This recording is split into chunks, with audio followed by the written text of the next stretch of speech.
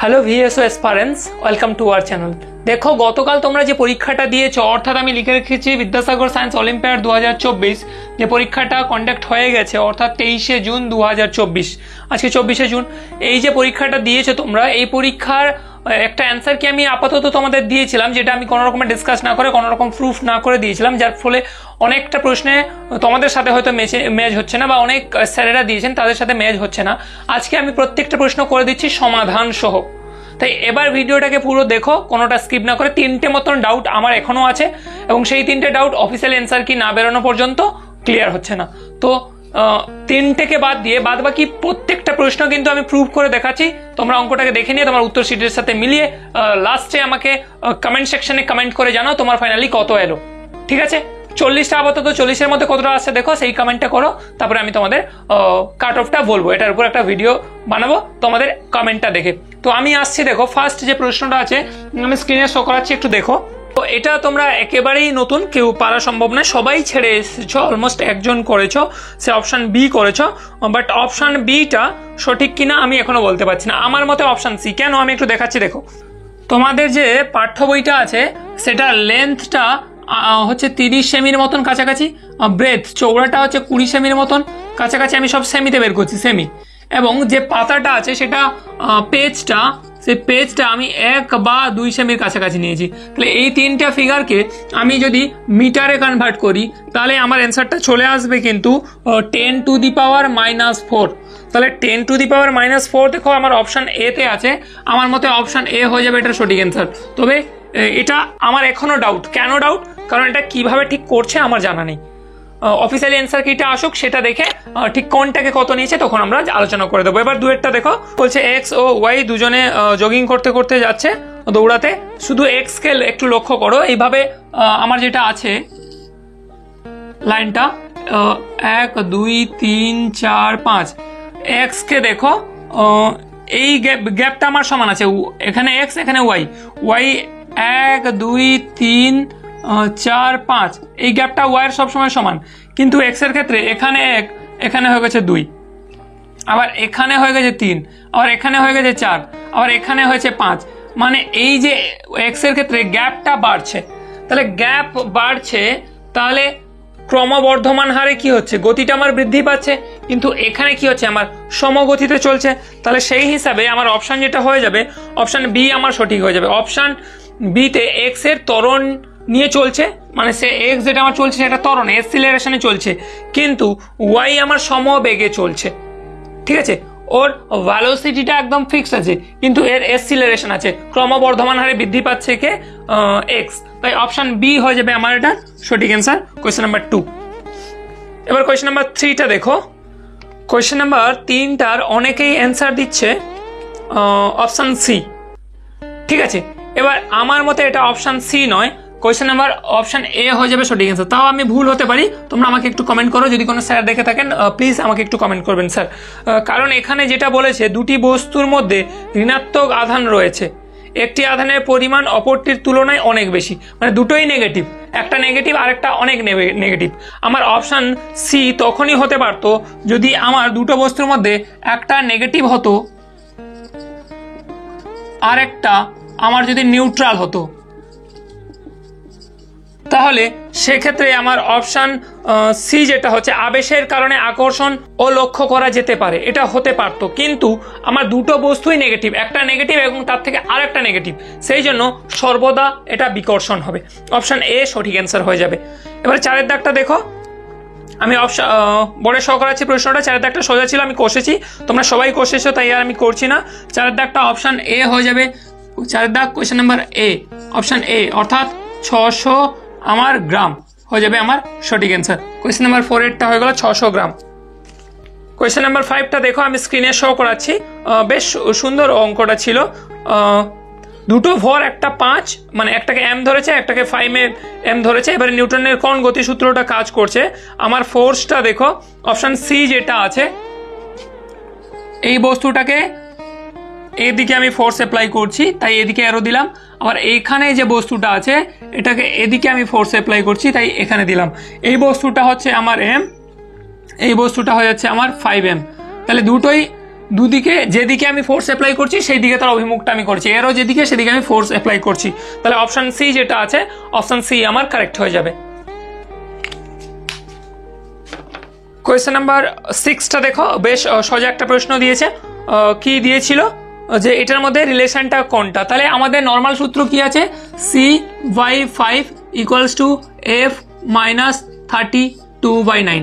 এটাকে আমার দেখো 9C আছে, 5Cও আছে, তাহলে 5C যেগুলো সেটাকে আমার অপশন থেকে এলিমিনেট করে দাও, সেটা হবে না, কোনোভাবেই আসছে না, কিন্তু 9C হচ্ছে। তাহলে দ্যাট ইজ এমপ্লাই 9C = এটা হচ্ছে 5F - 10 160। আমার 9C আমি রেখে 9Cটাকে যদি আমি রাখছি এখানে, 9C প্লাস 160 যদি আমি করি তাহলে সমান সমান 5A আমার চলে আসছে। তাহলে অপশন এ যেটা আছে, অপশন এ দেখো আমার সঠিক অ্যান্সার হয়ে যাবে এখানে। এটা সোজা অঙ্ক ছিল। ভৌত বিজ্ঞানটা একটু স্ট্যান্ডার্ড দিয়েছিল, সত্যি একটু স্ট্যান্ডার্ড দিয়েছিল, তো সেটা পারা উচিত, কারণ আমাকে টোটাল করতে হবে পাস মার্ক হচ্ছে 40-এর মধ্যে 12, তাহলে 8টা করলেও আমি 16 হয়ে যাবে আমার, তাহলে 8টা অনায়াসে পারা যেত, এবং করেছো, অনেকেই করেছো। বেশ, 7এর প্রশ্নটা দেখো, 7এর প্রশ্নটা আমি কষেছি আর এখানে তোমাদের করাচ্ছি না। 7এর প্রশ্নের উত্তরটা হয়ে যাবে অপশান বি, অর্থাৎ YT2/XT1। আমি লিখে দিচ্ছি, 7এরটা হয়ে যাবে অপশান বি, 7এরটা অপশান বি কি ওয়াই আমার T2 মানে স্লেস দিয়ে দিলাম হচ্ছে আমার XT1। 8এর দাগের প্রশ্নটা সোজা দিয়েছিল, এটা বলার কোনো অপেক্ষা রাখে না, 0 ডিগ্রি হবে, অর্থাৎ অপশন এ হয়ে যাবে সঠিক অ্যান্সার 8এর দাগ। কেন এখানে যে বলেছে দেখো, আলোটা আমার আসছে যেটা সেটা অবিলম্বভাবে, মানে স্ট্রেট লাইন 90 ডিগ্রি অ্যাঙ্গেলে, তাহলে তার তো কোনো কোণ তৈরি হচ্ছে না, তাহলে রিফ্লেক্টেড কোণও হবে না। এবার 9এর দাগের প্রশ্নটা একটু দেখো, এই প্রশ্নটার উত্তর এটা আমি একটু ডাউটের সাথে দিচ্ছি, সেটা তোমার এটা হয়ে যাবে আমার মিরর ইমেজ আর হবে না, কারণ দুটো আয়নাকে আমাকে বলেছে সমকোণে রেখেছে। তাহলে 1 আর 2 যেখানে আছে দেখো, সেই কোণটা যদি আমার একটা 90 ডিগ্রি আমি ড্র করি, তাহলে সেই ছবিটা হয় অপশান ডি হবে, নয় অপশান সি হবে। আমি এটা দেখাচ্ছি কোয়েশ্চেন নাম্বার 9। কোয়েশ্চেন নাম্বার 9-এর আমি অ্যান্সারটা বলতে পারছি না। এই যে ছবিটা আমার আছে,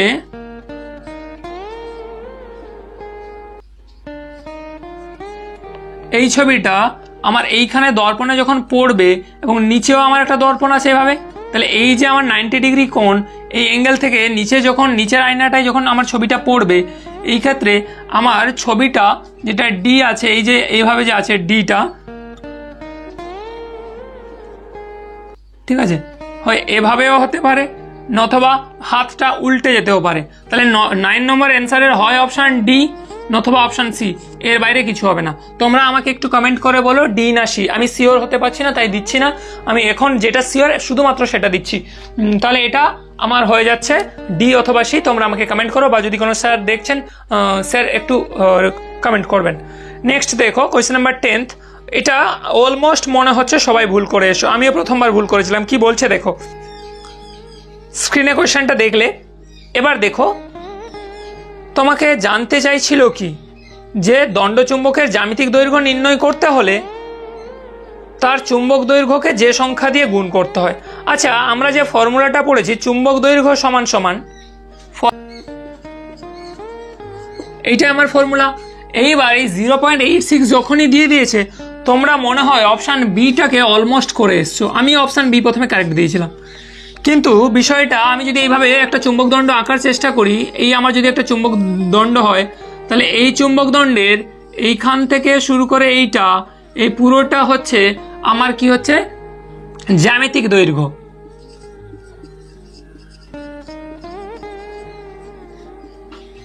এবং এই চুম্বকের দুটো পোল, নর্থ পোল এবং সাউথ পোল, যেটা একটু ছোট হয়, এইখান থেকে এইটা হচ্ছে আমার চুম্বক দৈর্ঘ্য। এবার সাধারণভাবে দেখো, আমাকে জানতে চাইছে একটি দণ্ডচুম্বকের জ্যামিতিক দৈর্ঘ্য নির্ণয় করার জন্য, এই জ্যামিতিক দৈর্ঘ্য নির্ণয় করার জন্য চুম্বক দৈর্ঘ্যের সঙ্গে কত সংখ্যা গুণ করতে হবে। তাহলে এই জ্যামিতিক দৈর্ঘ্য নির্ণয় করার জন্য আমার এই চুম্বক দৈর্ঘ্যের সাথে কত গুণ করতে হবে। তাহলে দেখো, এই যে চুম্বক দৈর্ঘ্যকে তুমি এটা যদি ভাগ করে দাও, তাহলে কত 0.86, মানে এর ভ্যালুটা কমে যাবে, এর ভ্যালুটা কি হবে আমার কমে যাবে। কিন্তু এটাকে আমি যদি গুণ করি, পয়েন্টের থেকে বেশি গুণ করতে হবে, দিলে এটা বাড়বে। তাহলে আমার এই চুম্বক দৈর্ঘ্যের সাথে যদি আমি গুণ করি, অপশান যেটা ডিতে আছে 1.16, তাহলে আমার এটা বাড়বে, কারণ এটা তো আমার বড় ভ্যালু, এই ভ্যালুটা তো আমার বড় ভ্যালু। তাহলে চুম্বক দৈর্ঘ্যের সাথে যদি আমি 1.16 গুণ করি, তাহলে কিন্তু আমার জ্যামিতিক দৈর্ঘ্য আসবে। আমার মতে অপশান সি হয়ে যাবে কারেক্ট। যদি ভুল হয় তাহলে একটু কমেন্ট করো, ডাউট করো বা সলভ করে দেওয়ার চেষ্টা করো, ঠিক আছে।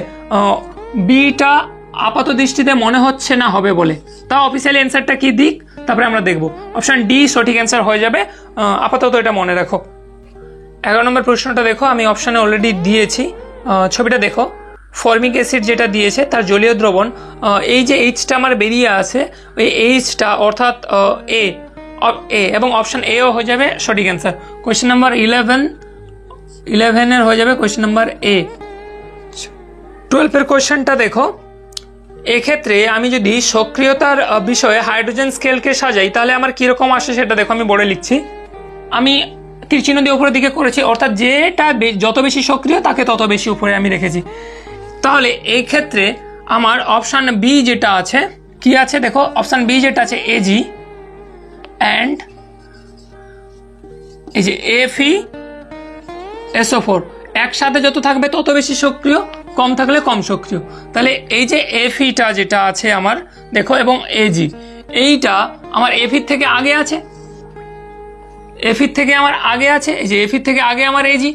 তাহলে এইটা একমাত্র অপশান বিতে হয়ে যাচ্ছে আমার এই ইকুয়েশনটা আছে দেখো, এটার থেকে এটা সিঙ্গেল আছে, এ একদম আগে রেখেছি এই জন্য, এবং অপশান বিতেই এটা আছে, প্রথমে আছে এজি অ্যান্ড FeSO4 সলিউশন। তাহলে এইটা হয়ে যাবে আমার সঠিক অ্যান্সার কোয়েশ্চেন নাম্বার 12 এর।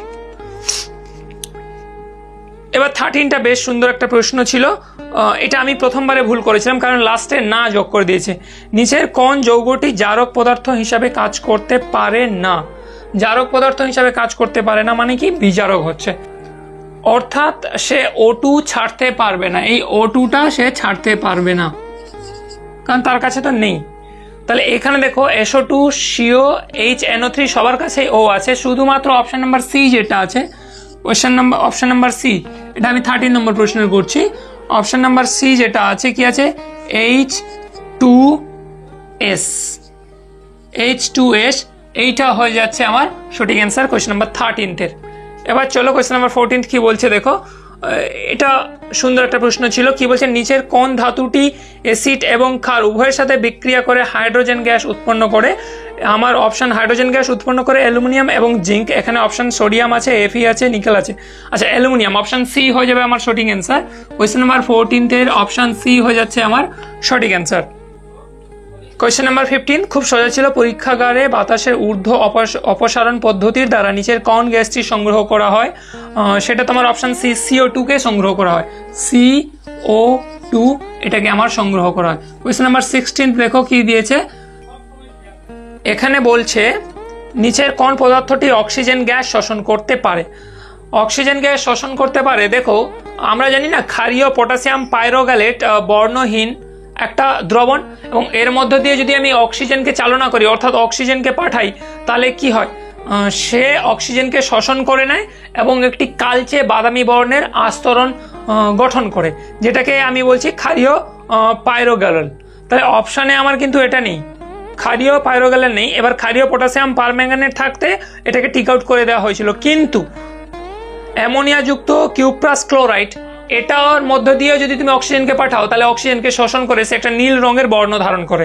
তাহলে অপশন ডি হয়ে যাবে আমার সঠিক অ্যান্সার। কোয়েশ্চেন নাম্বার 16 এর অ্যান্সার হয়ে যাবে ডি। এবার 17 এর অ্যান্সারটা কি হবে দেখো, 17টা বেশ বলেছে, একটি ধাতু ধনাত্মক যুক্ত ক্যাটায়ন তৈরি করতে পারে, ধাতুর অক্সাইডের সংকেত কত? এখানে অক্সাইড বলতে হচ্ছে ও, এবং এই ওর যোজ্যতা হচ্ছে -2, ওর যোজ্যতা হচ্ছে -2। তাহলে এর সংকেত কি হবে? এর সংকেত অপশন বি যেটা আছে, অপশন বিতে আছে M2O3। কোয়েশ্চেন নাম্বার 17 এর অপশন হয়ে যাবে অপশন বি। 18 দাগের প্রশ্নটা যেটা দিয়েছে দেখো, এতগুলো একটা দিয়ে বলছে এই মৌলের গাঢ়ত্বের জলীয় দ্রবণে পিএইচ এর সঠিক ক্রম। তাহলে এত কিছু পড়া দরকার নেই, তুমি পিএইচ এর সঠিক ক্রম অনুযায়ী যদি দেখো, তাহলে পিএইচ এর সঠিক ক্রম অনুযায়ী যদি আমি এটা দেখি তাহলে হয়, আমি যদি পিএইচ এর ক্রম অনুসারে দেখি তাহলে আমি সবার প্রথমে দেখছি এখানে NaOH 3টে দেওয়া হয়েছে। তাহলে আমি দেখছি ক্ষারের পিএইচ আমার সবসময় 7-এর থেকে বেশি হয়। এই যে আমি লিখেছি পিএইচ আমার <7, অর্থাৎ আমার পিএইচ সবসময় 7-এর থেকে কম হচ্ছে। এবং এখানে আমার যে দিয়েছে NaOHটা আমার এখানে কি ক্ষার, তাহলে এর পিএইচ আমার সবচাইতে বেশি হবে। তাহলে আমার এই NaOH দেখো অপশন এ এবং বিতে আছে, CD আমি অপশনটাকে এলিমিনেট করে দিতে পারলাম। এবার সাথে আমি এতগুলোকে না দেখি শুধু HCl কে যদি দেখি, তাহলে HCl হচ্ছে আমার কি একটা অ্যাসিড। এবার অ্যাসিড মানে কি এর পিএইচ ভ্যালু কি হবে, একদম কম হবে। তাহলে এ কি থাকবে সবার পেছনে। এবার সবার পেছনে কোথায় আছে, অপশন এ দেখো, অপশন এ তে সে আছে পেছনে। তাহলে অপশন এ তে NaOH, দেন CH3COOH, দেন আছে HCl। তাহলে 18 নম্বর হয়ে যাবে আমার অপশন এ হয়ে যাচ্ছে আমার কারেক্ট। এবার 19-এর প্রশ্নটা বলেছে জলের তড়িৎ বিশ্লেষণ আমি করছি, ইলেকট্রোলাইসিস করছি, সেখানে ক্যাথোড 10 লিটার গ্যাস উৎপন্ন করলে একই তাপমাত্রায় আমার অ্যানোডে উৎপন্ন গ্যাসের পরিমাণ কত হবে। তাহলে আমি জলে যদি তড়িৎ বিশ্লেষণ করি তাহলে আমার ক্যাথোড এবং অ্যানোডে দুটো গ্যাস উৎপন্ন হয়, একটা হচ্ছে অক্সিজেন আর একটা হচ্ছে হাইড্রোজেন, এবং সেটা আমার কিসে হয় 2:1 এই অনুপাতে হয়। এবার আমার ক্যাথোডে আমার হাইড্রোজেন যেটা আমার হাইড্রোজেন আমার 2 অনুপাতে হচ্ছে। তাহলে অ্যানোডে আমার অক্সিজেন সেটা 1 অনুপাতে হবে। তাহলে এইটা যদি আমার 10 লিটার হয় তাহলে এটা আমার কত লিটার হবে, 5 লিটার। তাহলে 5 লিটার হয়ে যাবে আমার সঠিক অ্যান্সার। কোয়েশ্চেন নাম্বার 19 সঠিক অ্যান্সার হয়ে যাবে অপশন সি হয়ে যাবে আমার কারেক্ট। অপশন সি না, সরি, কোয়েশ্চেন নাম্বার 19 হয়ে যাবে অপশন বি।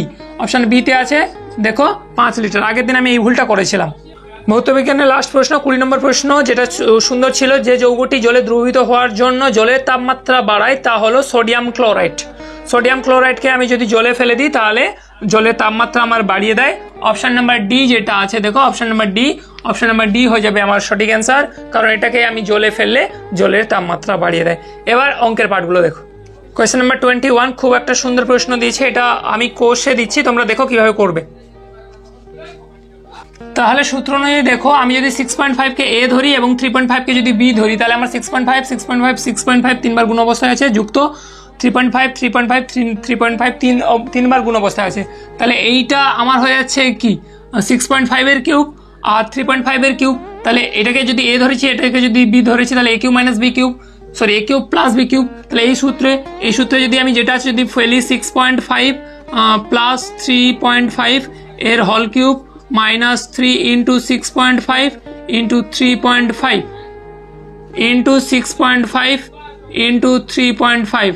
এবার দেখো এটা হচ্ছে 6 3 9 10, 10-এর কিউব মানে হচ্ছে 1000 মাইনাস 68.25 ইন্টু এটা হচ্ছে আমার 10, তাহলে এটা হচ্ছে আমার 1000 682.5 অপশান ডি, অর্থাৎ 21 হয়ে যাচ্ছে অপশান ডি আমার হয়ে যাচ্ছে কারেক্ট।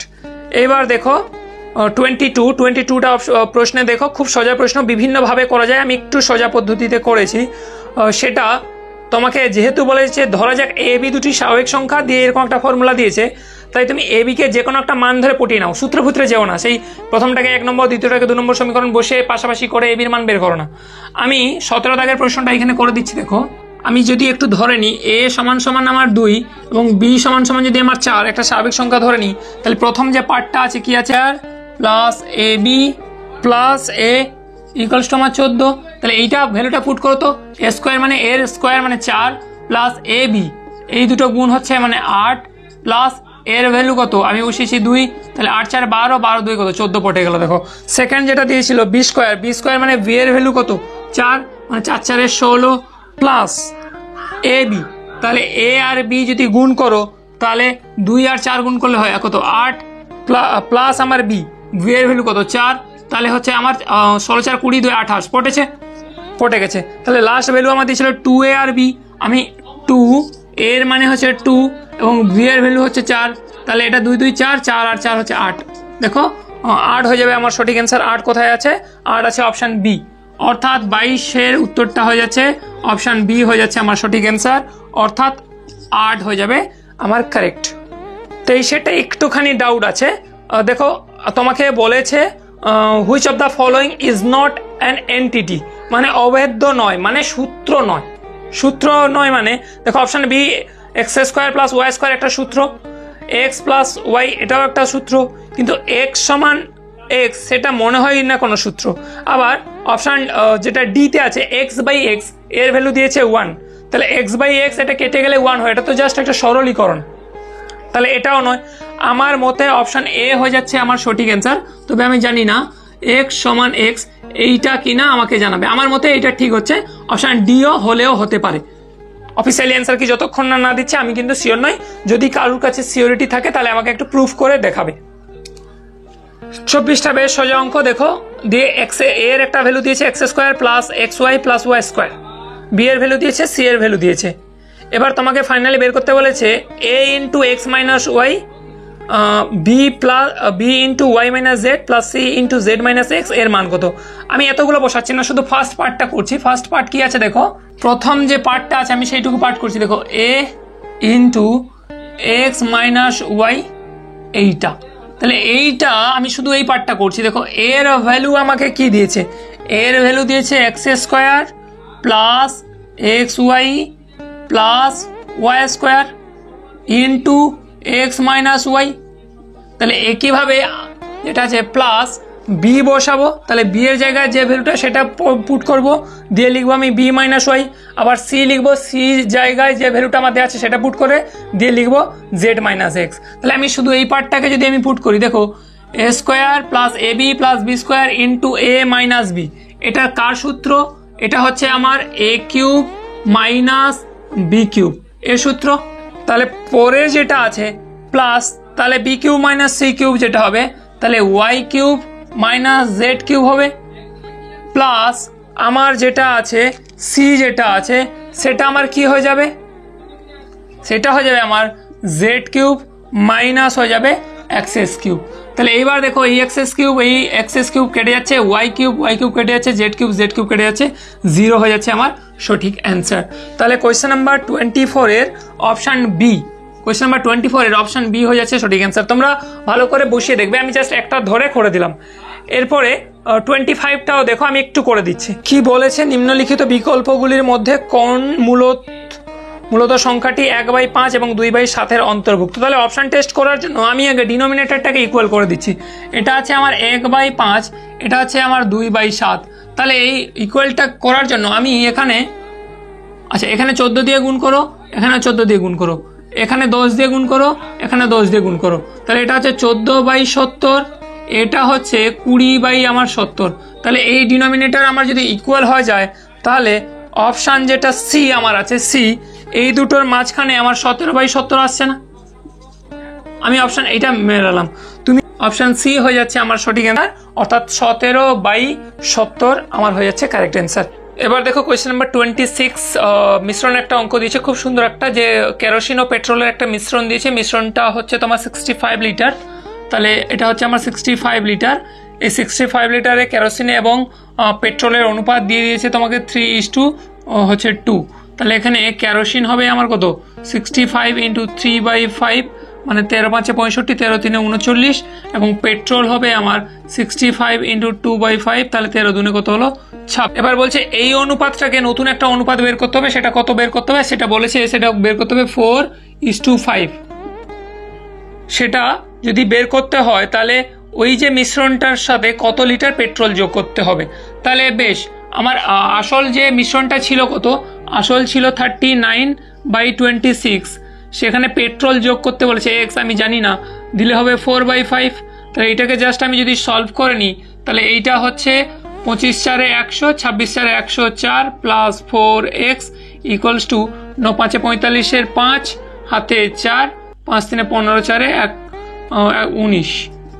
তাহলে এইটা যদি আমি করি 4x = 195 - 104, তাহলে আমার এক্স এর ভ্যালু বেরোচ্ছে, এটা বেরোচ্ছে 1, এখানে হচ্ছে 9, বাই হচ্ছে আমার 4। তাহলে এইটাকে আমি যদি ডিভাইড করি 91 ডিভাইডেড বাই 4, তাহলে 4 দুনে হচ্ছে আমার 8, 2 এখান থেকে নামছে 1, এখানে 1, আবার 4 দুনে হচ্ছে আমার 8, তাহলে নামছে 3.0, 4 7 হচ্ছে আমার 28, নামছে 2 দশমিক আছে 20, 4 5 হচ্ছে আমার 20। তাহলে রেজাল্ট কত? 22.75। তাহলে 22.75 কি আমার আছে? হ্যাঁ, অপশান ডি 26 নম্বর অপশান ডি হয়ে যাচ্ছে আমার কারেক্ট। কত? 22.75। এরপরে যেটা বলেছে দেখো 27, যে সংখ্যাটি মানে কোনো একটা সংখ্যা সেটা হচ্ছে 90-এর থেকে 40% কম। তাহলে অপশান যেটা দিয়েছে তার মধ্যে কোন সংখ্যাটা 90 থেকে 40% কম? এখানে দেখো 36 করেছে, মেবি ভুল হয়েছে। তাহলে আমার 90, তো 90-এর 40% আমার কত? বেশ সুন্দর বের করো, 0 0 কাটো, 0 0 কাটো, 9 4 36। তাহলে এই 36টা কিন্তু আমার অ্যান্সার নয়। তাহলে মেন সংখ্যা আমার 90, তাহলে 90-এর থেকে 40% কম, মানে এই 40% মানে কত? তার ভ্যালু কত? 36। তাহলে 90-এর থেকে 36 কম সংখ্যাটি কত হবে? 4, এখানে হবে আমার 8, 5, 54 হয়ে যাবে সঠিক অ্যান্সার। তাহলে অপশান বি এটাও হয়ে যাবে। কোয়েশ্চেন নাম্বার 27 অপশান বি হয়ে যাবে আমার সঠিক অ্যান্সার 54। যে আগেরটা করেছো ভুল করেছো।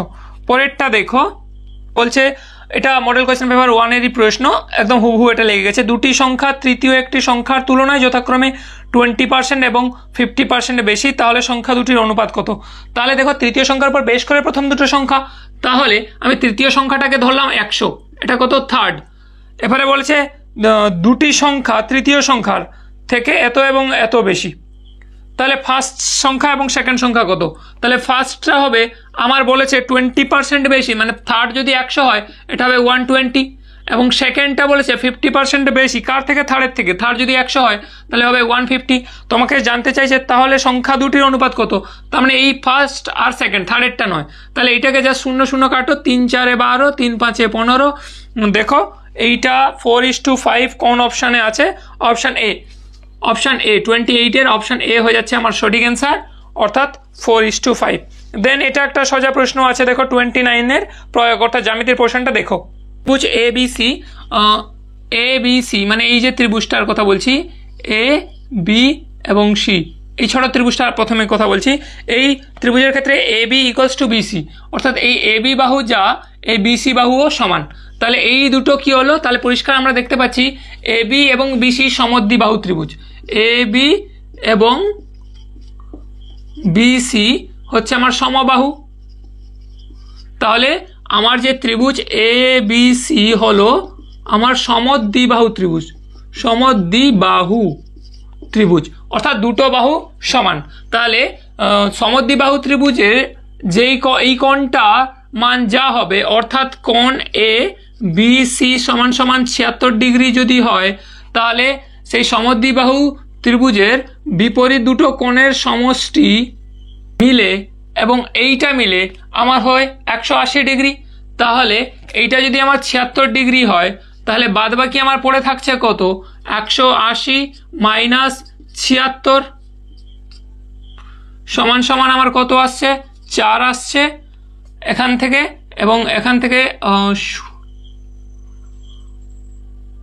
0 নামছে এবং 104।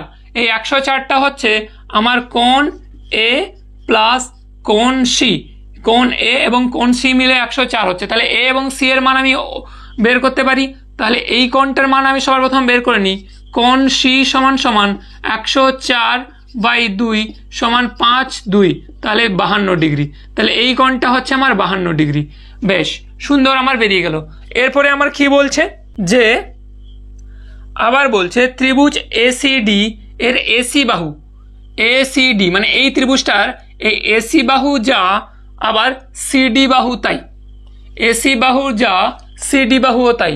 তাহলে এটা আমি বিভিন্নভাবে বের করতে পারি। না, আমি ক্লাস 8-এর একটা কনসেপ্ট দিয়ে করছি। দেখো এই যে আমার ত্রিভুজটা বেরিয়েছে না, দেখো এই ত্রিভুজটা আমি দেখছি এসিডি, এই এসিডির ক্ষেত্রে আমি যদি একটা বাহু বর্ধিত করি, মানে এই যে বাড়ানো আছে, এবং এই কোণটার মান আমি কত বের করছি 52,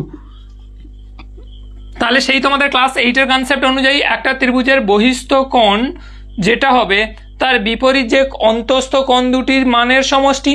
তাহলে এই বহিস্থ কোণ এটাকে বাদ দিয়ে অন্তস্থ যে দুটো কোণ থাকবে সেই দুটো কোণের মানের সমষ্টি হচ্ছে এটা। তাহলে এইটা যদি আমার 52 হয়, তাহলে বাদ বাকি কত, এটা 2 দিয়ে ভাগ করে দাও, হাফ হাফ, তাহলে কত হচ্ছে আমার 2 2 4, 2 6 12, 26 ডিগ্রি, এটা হচ্ছে 26 ডিগ্রি। তাহলে 26 ডিগ্রি আমি পেয়ে গেলাম। আমাকে জানতে চাইছিল কি প্রশ্নে, দেখো তো,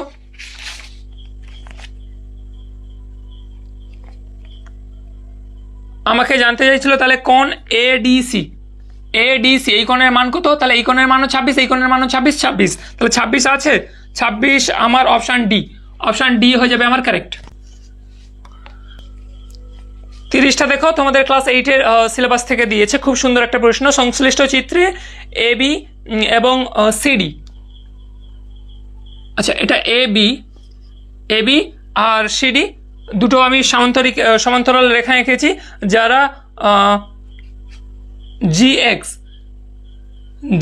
এবং এক্স, এবং যেখানে একটা কোণ হচ্ছে বি জিই কে সমদ্বিখণ্ডিত ও কোণ বি জি এক্স এই কোণের মান 35 ডিগ্রি হলে তাহলে কোণ সিএইচজি এর মান কত, তাহলে কোণটা সিএইচজি এই কোণটার মান জানতে চাইছি। বেশ সোজা, দেখো এই কোণটা আমার টোটাল হচ্ছে আমার এটা কত, এইখান থেকে এটা 180, তাহলে 180-র মধ্যে আমার বি জি এক্স কোণের মান যদি আমার 35 ডিগ্রি হয়, তাহলে কোণ আমার এই কোণ এক্স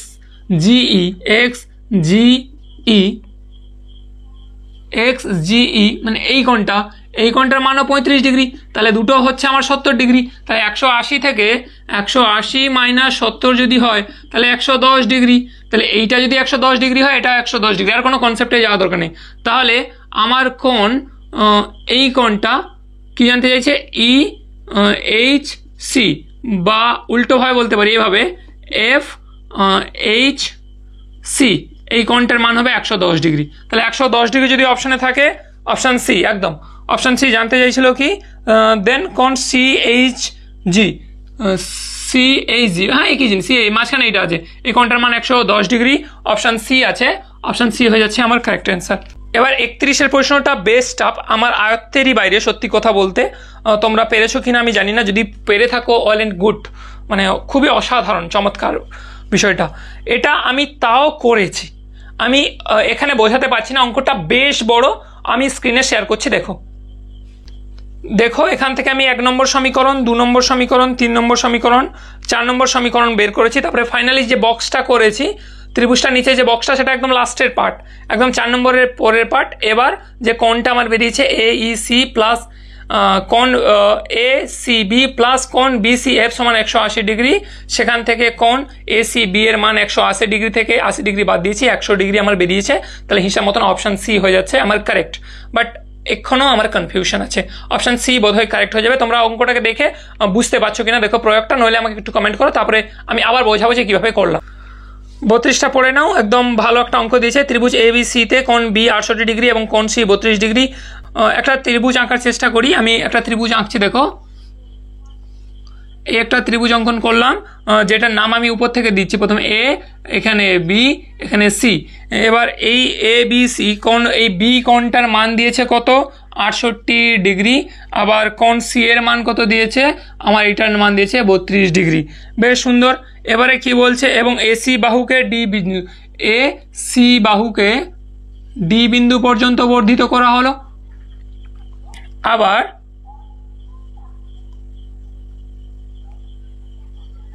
এ বি বাহু এবং ডিসি এসি বাহুকে ডি এবং ই, সরি আগে এইটাকে বর্ধিত করা হলো ডি অবধি, এবং এসি বাহুকে তোমার করা হলো ই অবধি। বেশ, কোনো অসুবিধা নেই, ই অবধি করা হলো।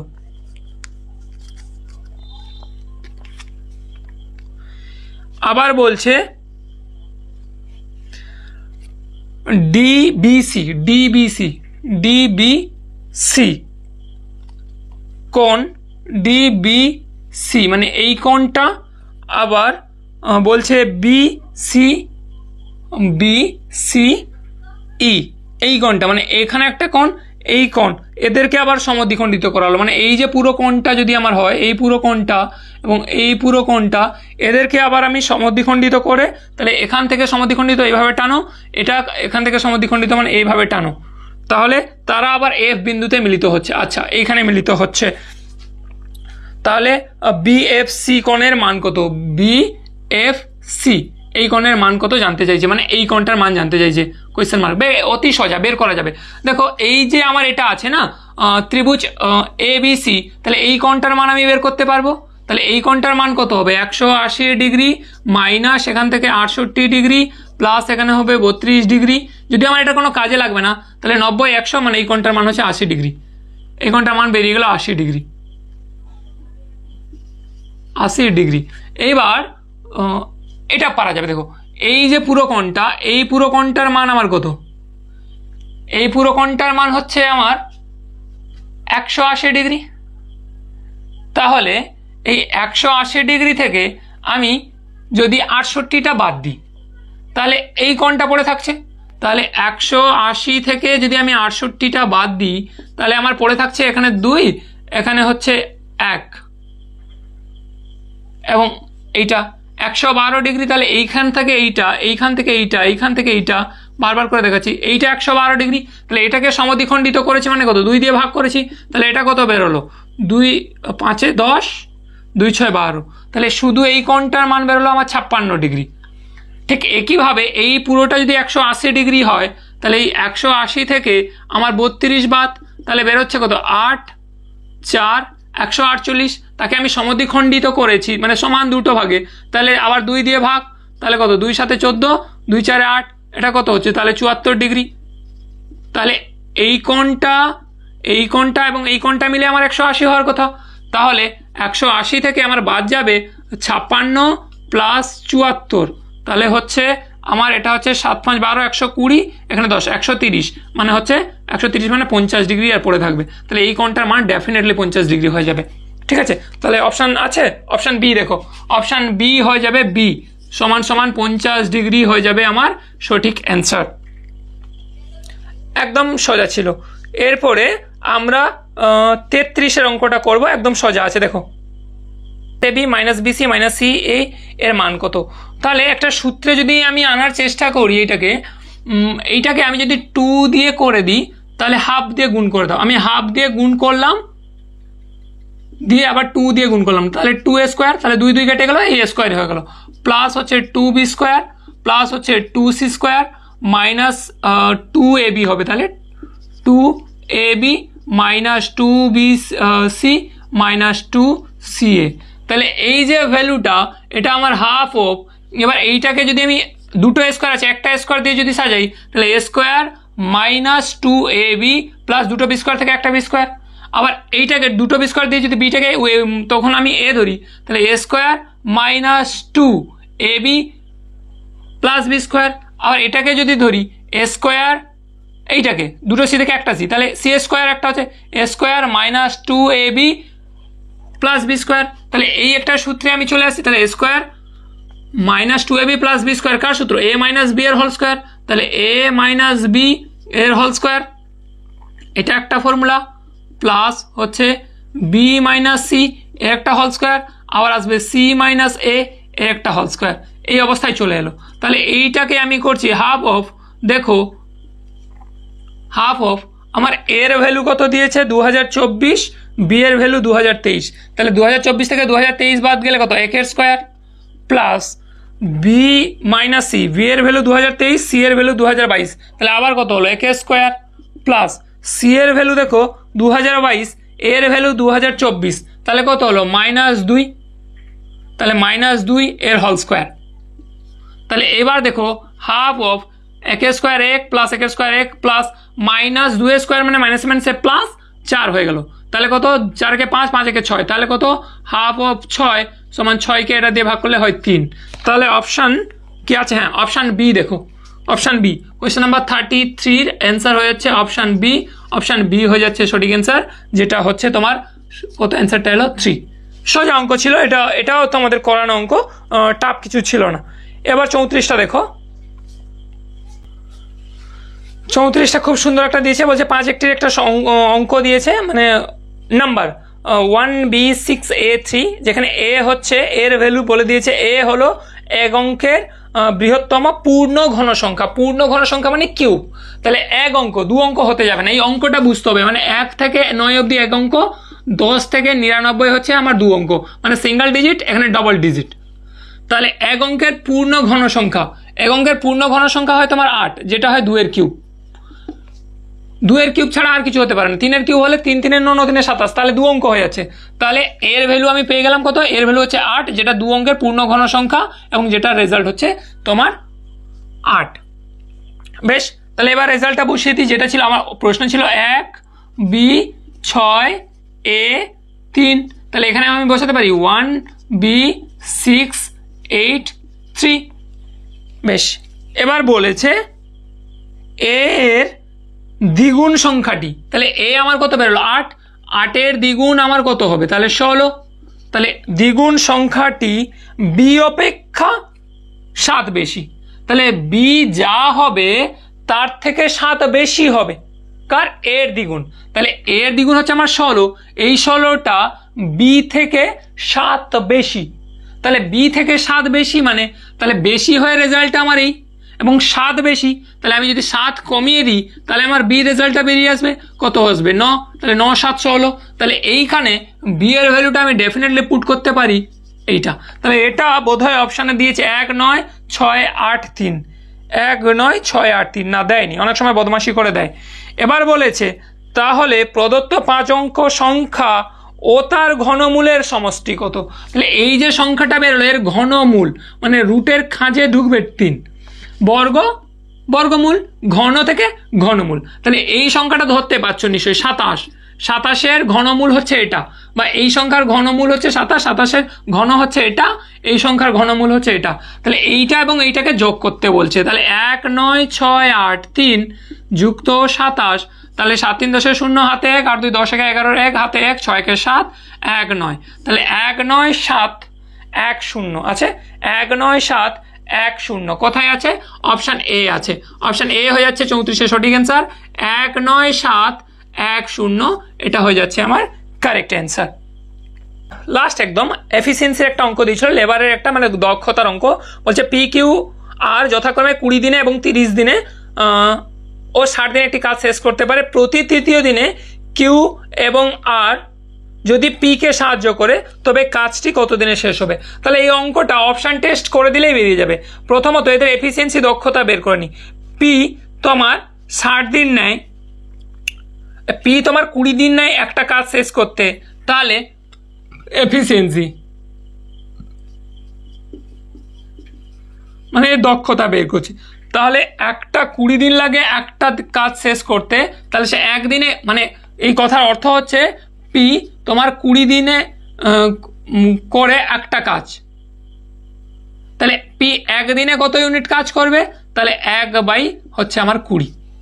ধরতে পেরেছো, মানে সম্পূর্ণ কাজটাকে আমি ধরলাম 1 ইউনিট, মানে 1 ইউনিট, পুরো কাজটাকে 1 ইউনিট। তাহলে 20 দিন নিচ্ছিল 1 ইউনিট করতে, একদিনে সে কত ইউনিট নিচ্ছে, তাহলে তার এফিসিয়েন্সি কত বেরোলো গো, 1/20 পির। আবার কিউর ক্ষেত্রে তাহলে তার একদিনে সে কত করবে, কত ইউনিট কাজ করে, একদিনে কাজ করবে 1/30। আবার আর একদিনে আমার কত কাজ করবে, সেটা হচ্ছে তোমার হচ্ছে 1/60, 1/60। তাহলে এই এদের এফিসিয়েন্সিগুলো বেরিয়ে গেল, মানে কর্মদক্ষতা, মানে unit per day done by P Q R, মানে একদিনে এরা কত ইউনিট কাজ করে। বেশ, এবার তারা কি করছে, একটা কাজ করছে, পি প্রত্যেক দিন করছে এবং কিউ এবং আর প্রত্যেক 3 দিন অন্তর তাকে হেল্প করছে। তাহলে আমি যদি একটু অপশান টেস্ট করি, অপশান বিটা বেরোবে। দেখো আমি অপশান টেস্ট করে বলে দিচ্ছি অপশান বিটা কিভাবে বেরোচ্ছে। দেখো এটা আমি আর কষছি না, তোমরা কষে দেখবে total work done per unit এটা 1 চলে আসবে। জাস্ট বসিয়ে নেবে, বসালে অ্যান্সারটা চলে আসবে, কারণ অনেকটা বড় ভিডিও হয়ে যাচ্ছে। আমি বায়োলজির প্রশ্নের অ্যান্সারটা চলে আসছি। বায়োলজি দেখো, সেখানেও গুটি কয়েক প্রশ্নের অ্যান্সার ভুল দিয়েছিলাম, তোমরা দেখতে থাকো। কোয়েশ্চেন নাম্বার দেখো, আমি বোর্ডে শো করাচ্ছি, তোমরা ভালো করে দেখো। কোয়েশ্চেন নাম্বার 36 বলেছে 19 শতকে প্রথম কলেরা অতিমারি খবর পাওয়া যায়, এটা হচ্ছে গ্যাংজেটিক বেসিন অর্থাৎ গঙ্গেয় অববাহিকা হয়ে যাবে সঠিক অ্যান্সার, অপশন এ হয়ে যাচ্ছে সঠিক অ্যান্সার। কোয়েশ্চেন নাম্বার 37 এর সঠিক অ্যান্সার হয়ে যাচ্ছে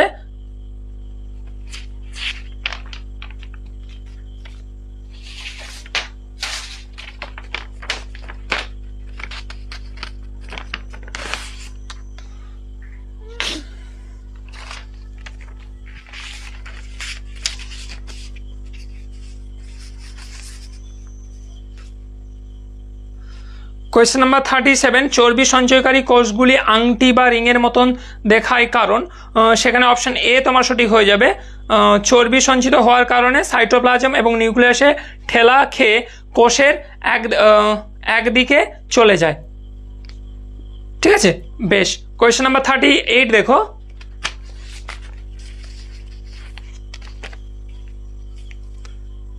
সি হয়ে যাবে কারেক্ট প্রশ্ন, লিউকোপ্লাস্টিড। নেক্সট হচ্ছে 39 দেখো, সুন্দর একটা প্রশ্ন, নিম্নলিখিত কোন উদ্ভিদ কলাটি মৃত? এটা উত্তর অপশন এ যেটা সেটাই কারেক্ট হয়ে যাবে, স্ক্লেরেনকাইমা, অপশন এ হয়ে যাচ্ছে সঠিক অ্যান্সার, স্ক্লেরেনকাইমা। নেক্সট দেখো, নিম্নলিখিত কোন অঙ্গাণুতে ডিএনএ পাওয়া যায়? মাইটোকন্ড্রিয়া সঠিক অ্যান্সার হয়েছে, মাইটোকন্ড্রিয়া ঠিক হয়ে যাবে। নেক্সট দেখো 41 নিম্নলিখিত কোন অ্যান্টিবায়োটিক ছত্রাক থেকে পাওয়া যায়? পেনিসিলিয়াম, ঠিক আছে। 42 নিচের কোন বৈশিষ্ট্যটি মেরুদণ্ডীদের মধ্যে মাছের একান্তভাবেই নিজের বৈশিষ্ট্য? অপশন বি, এটি অন্তঃফুলকা দিয়ে শ্বাস নেয়, বি হয়ে যাবে সঠিক অ্যান্সার। নেক্সট দেখো 43 বলছে বিশেষ একটি সংস্থার তৈরি সর্ষে তেল খাওয়ার পর কিছু মানুষ অসুস্থ হয়ে পড়েন, তাদের বমি ও পেট খারাপ হয়, পা ফোলে এবং শ্বাসকষ্ট হয়। এর সবচেয়ে যথাযথ কারণ কি হতে পারে? মানে কি এমন মিশিয়েছে? সেটা হচ্ছে শিয়াল কাঁটা বীজের তেলের ভেজাল মেশানো সর্ষে তেল খাওয়া হয়েছে, মানে শিয়াল কাঁটার নাম একটা পাওয়া যায় যেটা সর্ষে তেলে মেশানো হয়, এটা ভেজাল মিশিয়ে দেওয়া হয়েছিল। নেক্সট দেখো কোয়েশ্চেন নাম্বার 44, এইটা আমি একটু ডাউটের সাথে দিচ্ছি, আমি এখনো শিওর নই যে শীঘ্রই না হলেও ভবিষ্যতে কোনো এক সময় বন্যপ্রাণী বিলুপ্ত হওয়ার সম্ভাবনা খুবই বেশি, এমন কোনো এক জীব প্রজাতির নাম তুমি কোন শ্রেণীতে রাখবে? এখানে আমি একটা তোমাদের পড়িয়েছিলাম সাধারণ জীব, ঠিক আছে, সংকটাপন্ন জীব, সংকটগ্রস্ত জীব এবং বিলুপ্ত জীব, ওয়াইল্ড লাইফ সেঞ্চুরির একটা ক্লাস করিয়েছিলাম। এখানে বিপন্ন অনেকে করেছে অপশন বি, কিন্তু বিপদগ্রস্ত হতে পারে, এইটা আমি ডাউটে রাখলাম। যদি কেউ অথেন্টিক কোনো সোর্স থাকে তাহলেই আমাকে একটু পিন করবেন, আদারওয়াইজ কিন্তু কমেন্ট করবেন না, নতবা অফিসিয়ালি অ্যান্সার কির জন্য সবাই ওয়েট করুন। নেক্সট দেখো 45 বলছে নিচের কোনটি মানুষের শ্বাসতন্ত্রের পরিবাহীর অংশ নয়? সেটা হবে গলবিল, গলবিলটা পরিবাহীর অংশ নয়। নেক্সট বলছে উদ্ভিদের মূলের বর্ধনশীল অঞ্চলে অবস্থিত যে কলা মূলের বৃদ্ধি ঘটায় তা হলো অপশন ডি হয়ে যাবে, এটা ভাজক কলা।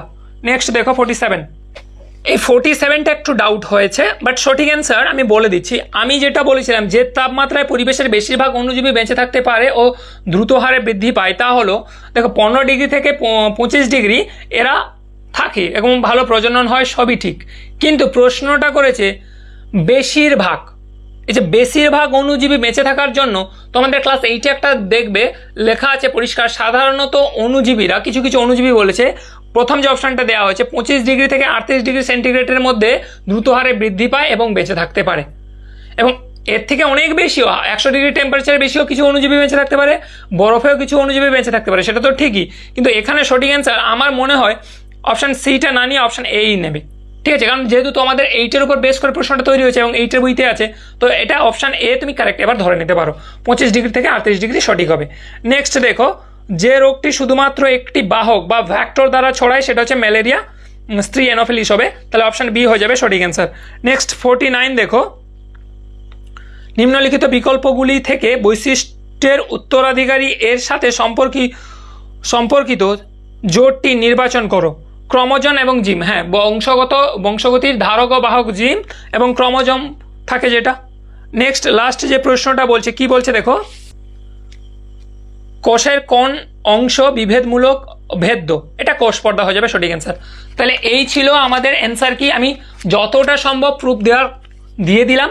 এরপরেও যদি কোনো ডাউট থাকে আমাকে কমেন্ট করো। তোমাদের এত কমেন্ট দেখে আমাকে বাধ্য হয়ে খুব তাড়াতাড়ি অ্যান্সারটা নিয়ে আসতে হলো, অথবা আরেকটু সময় দিলে আমি আরো একটু ভালো করে দিতাম। যাই হোক, যতটা সম্ভব দেওয়ার চেষ্টা করেছিলাম, দিতে পেরেছি আশা করি। যদি ভালো লাগে চ্যানেলটাকে লাইক করো, শেয়ার করো বন্ধুদের সাথে, এবং সাবস্ক্রাইব করতে ভুলে যেও না। বেশ, লেয়ার 2 পরের সপ্তাহ থেকে আমরা স্টার্ট করছি। অ্যাপে যেভাবে ক্লাস হচ্ছিল হবে, এবং অনলাইনে তোমরা সপ্তাহে 2টো করে ক্লাস পাবে এবার লেয়ার 2-র জন্য। এরপরে পারুল মেধা অন্বেষণ এবং এনটিএস যে পরীক্ষাটা স্কলারশিপ ফর্ম ফিল আপটা চালু হয়ে গেছে, তোমরা করে নেবে। পারুল মেধা অন্বেষণ স্কলারশিপটা 5 থেকে 9 সবাই দিতে পারবে। তো এই বিষয়ে ভিডিও দেখো, ডেসক্রিপশন বক্সে আমি লিঙ্কটা দিয়ে দিচ্ছি, সেখান থেকে দেখে নিতে পারো। ঠিক আছে, পরের সপ্তাহে তোমাদের সাথে আবার দেখা হচ্ছে। পরে আমি একটা লাইভ ক্লাসে এসে বাদবাকি ডাউটগুলো ক্লিয়ার করছি এবং কাট অফ কত সেটা জানিয়ে দিচ্ছি। বেশ, ততক্ষণ তোমরা ভালো থেকো, মন দিয়ে পড়াশোনা করো। টাটা, বাই, জয় হিন্দ, বন্দে মাতরম।